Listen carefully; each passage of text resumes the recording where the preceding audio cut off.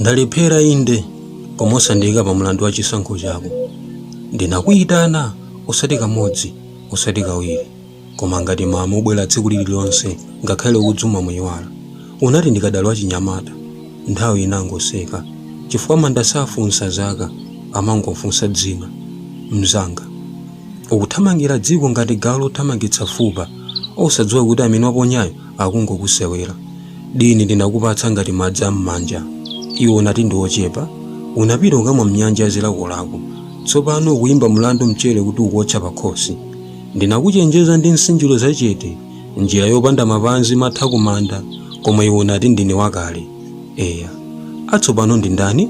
Imfa imene ikubwera tsiku lililonse kapena iwe ukungosintha zovala zokha?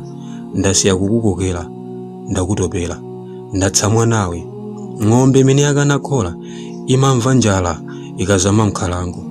Usiku kadzafika anzako osatagona, mafunso adzakhala ngati udzudzu waung'ono koma osagonjetseka.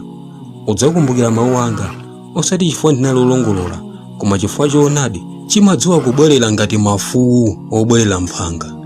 Ndalephera kukusunga, koma sindinalephere kuona mapeto ake, chifukwa munthu amene amathawa kuwala sathawa mdima, amangodzifulumizitsa kukumana nawo.